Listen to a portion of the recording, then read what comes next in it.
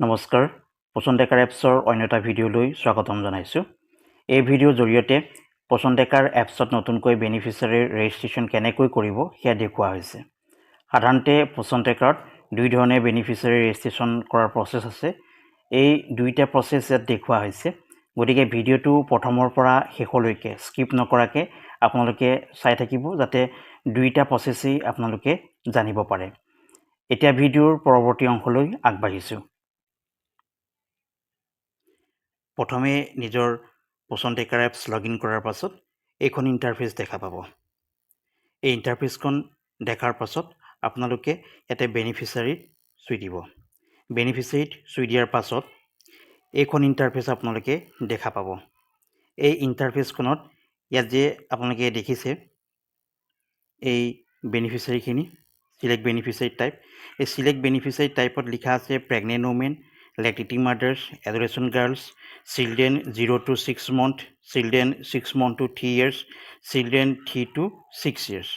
মানে আপোনালোকে এই বেনিফিচিয়াৰীখিনিৰ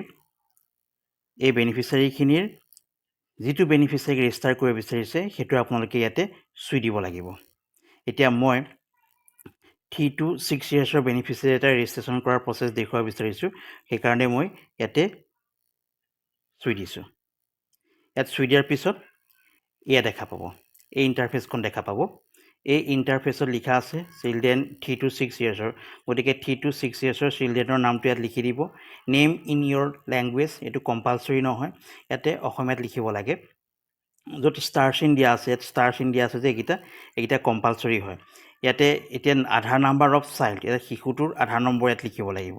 যদি শিশুটোৰ আধাৰ নম্বৰ নাই, ইয়াতে লিখিছে চাইল্ড ডাজ নট হেভ আধাৰ, যিহেতু শিশুটোৰ আধাৰ নম্বৰ আছে গতিকে ইয়াতে ন' দেখুৱাইছে। যদি শিশুটোৰ আধাৰ নম্বৰ নাই তেনেহ'লে ইয়াতে আপোনালোকে য়েছ চুই দিব। য়েছ চুই দিলে মাকৰ ওলাব, গতিকে মাকৰ আধাৰ নম্বৰত আছে নাই। যদি মাকৰ আধাৰ নম্বৰ নাই তেনেহ'লে আপোনালোকে ন' লিখি দিব। যদি মাকৰ আধাৰ নম্বৰ আছে তেনেহ'লে ইয়াতে য়েছ লিখি দিব।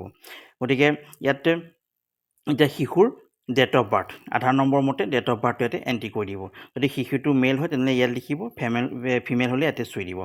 চুই দিয়াৰ পিছত সাধাৰণতে আপোনালোকে ভুল কৰে ইয়াত এইটো চাইল্ড গোয়িং টু, যদি অংগনাবাদী চেণ্টাৰলৈ শিশুটো গৈ আছে তেনেহ'লে ইয়াত চুই দিব, আৰু যদি স্কুললৈ গৈ আছে তেনেহ'লে ইয়াত চুই দিব। সাধাৰণতে আপোনালোকে যদি স্কুললৈ যোৱা দেখুৱাই দিয়ে তেনেহ'লে সেই শিশুটো চেণ্টাৰলৈ আহিলেও তেনেহ'লে তাত আপোনালোকৰ বেনিফিচিয়াৰী হিচাপে শ্ব' নকৰিব। এইটো চুই দিওঁতে সাধাৰণতে আপোনালোকে সাৱধানতা অৱলম্বন কৰিব। ইয়াৰ পিছত এইখন ইণ্টাৰফেচ দেখা পাব।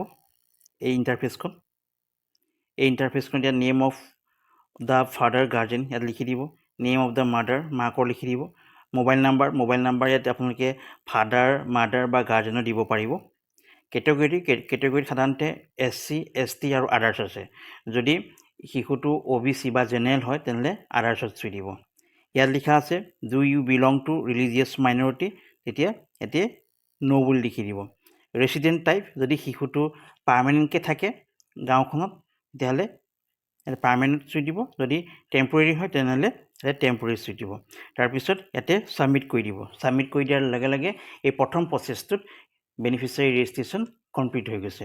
গতিকে মই নেক্সট এতিয়া এটা প্ৰচেছ দেখুৱাম, যিটো প্ৰচেছত আপোনালোকে আকৌ একেধৰণেই বেনিফিচিয়াৰী ৰেজিষ্ট্ৰেশ্যন কৰিব পাৰিব।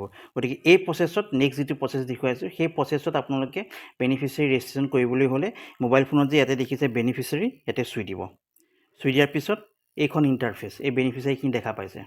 গতিকে বেনিফিচিয়াৰী যদি প্ৰেগনেণ্ট ওমেন বেনিফিচিয়াৰী হিচাপে ৰেজিষ্টাৰ কৰিব বিচাৰে ইয়াত চুই দিব। যদি লেক্টেটিং মাদাৰ্ছ বেনিফিচিয়াৰী হিচাপে ৰেজিষ্টাৰ কৰিব বিচাৰে ইয়াত চুই দিব। চিলড্ৰেন 0 to 6 monthৰ যদি বেনিফিচিয়াৰী হিচাপে ৰেজিষ্টাৰ কৰিব বিচাৰে তেনেহ'লে ইয়াত চুই দিব।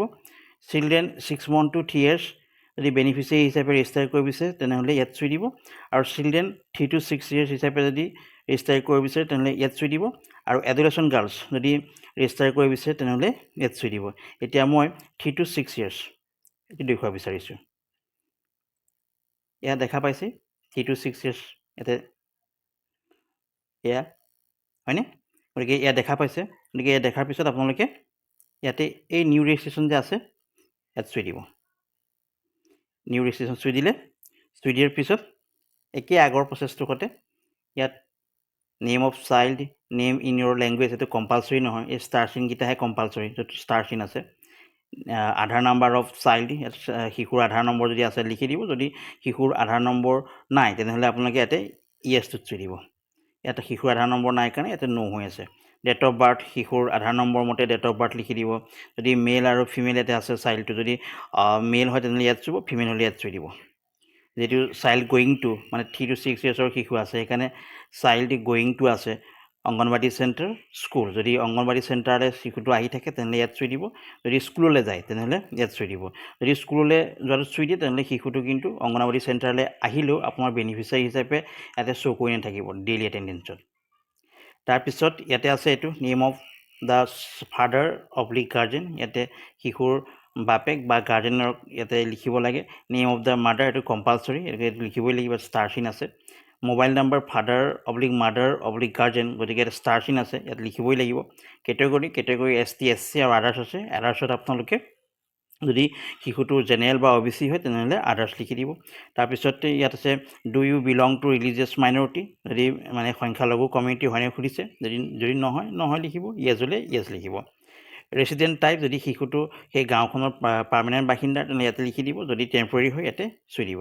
তাৰপিছত আপোনালোকে ইয়াতে ছাবমিট কৰি দিব।